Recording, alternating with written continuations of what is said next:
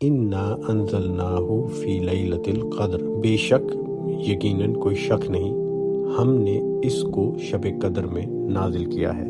اب یہاں اس کو نازل کیا ہے سے کیا مراد ہے؟ تو یہاں مراد ہے قرآن۔ جب نبی پاک صلی اللہ علیہ وسلم تلاوت کر رہے تھے اس آیت کی، تو ظاہر ہے کہ وہ قرآن تلاوت کر رہے تھے اور سننے والوں کو پتہ تھا کہ یہ قرآن کے بارے میں کہہ رہے ہیں کہ اس کو شب قدر میں نازل کیا ہے۔ جب میں اور آپ قرآن پڑھتے ہیں تو ہمیں بھی پتہ ہے کہ اللہ تعالیٰ کی مراد یہاں پر قرآن ہے، کیونکہ ہم اسے پڑھ رہے ہیں اور اللہ تعالیٰ کہتا ہے کہ اس کو جس کو تم پڑھ رہے ہو میں نے شب قدر میں نازل کیا ہے۔ اب ہم جانتے ہیں کہ یہ شب قدر کی جو رات ہے یہ رمضان کی راتوں میں سے ایک ہے، اور اس کا کیسے پتہ چلتا ہے؟ تو سورہ البقرہ کی آیت نمبر 185 ہے، اس میں کہا گیا ہے شہر رمضان الذی انزل فیہ القرآن، رمضان وہ مہینہ ہے جس میں قرآن نازل کیا گیا، تو یہ یقیناً رمضان کی رات ہے۔ پھر سورہ دخان کی آیت نمبر 3 میں اللہ تعالیٰ فرماتے ہیں انا انزلناہ فی لیلۃ مبارکہ، ہم نے اسے ایک برکت والی رات میں نازل کیا ہے۔ اب یہاں سے ہمیں اندازہ ہو گیا کہ رمضان کی رات ہے اور وہی برکت والی رات ہے جس کو لیلۃ القدر کہا گیا ہے۔ لفظ انا کا مطلب ہے بے شک، یقیناً، کوئی شک نہیں۔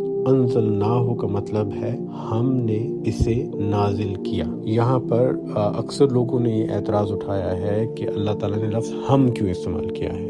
اللہ تعالیٰ نے قرآن میں اپنے لیے جو الفاظ استعمال کیے اس میں انا ہے، یعنی میں، نخنو کا صیغہ ہے جس کا مطلب ہے ہم، انتا جس کا مطلب ہے تم یا آپ، اور ہوا جس کا مطلب ہے وہ۔ تو جب ہم دعا کرتے ہیں تو ہم انتا کہتے ہیں کہ اے اللہ تجھ سے مدد مانگتے ہیں، تو ہماری مدد فرما، تو یہاں انتا کا صیغہ استعمال ہوتا ہے۔ تو یہ تمام واحد کے صیغے ہیں سوائے ایک جمع کے صیغے کے، کہیں کہیں اللہ تعالیٰ ہم کا لفظ استعمال کرتے ہیں، لیکن اس میں یہ بات دیکھنی ہے کہ یہ ہم جو ہے اس سے مراد شان و شوکت کا اظہار ہے۔ بہت سی زبانوں میں، بلکہ تقریباً اکثر زبانوں میں یہ چیز پائی جاتی ہے کہ جب بادشاہ یا بہت بڑی شان و شوکت والے بات کرتے ہیں تو وہ اپنے آپ کو ہم کہتے ہیں۔ جو اہل زبان ہیں ہمارے اردو بولنے والے، وہ تو اکثر عام الفاظ میں بھی، عام گفتگو میں بھی اس کا استعمال کرتے ہیں، اور اکثر لوگ جو کہ شاہی خاندان سے تعلق نہیں رکھتے یا نوابزادے نہیں ہیں، نوابزادیاں بھی نہیں ہیں، وہ بھی اپنے آپ کو ہم کہہ کے مخاطب کرتے ہیں۔ تو یہ ہم جو ہے یہاں اس سے یہ مراد نہیں کہ اللہ تعالیٰ کی ذات میں کوئی اور شامل ہے یا ایک سے زیادہ روحیں شامل ہیں اور ان سے مل کے نعوذ باللہ اللہ کی ذات مکمل ہوتی ہے۔ اس قسم کے تصورات باقی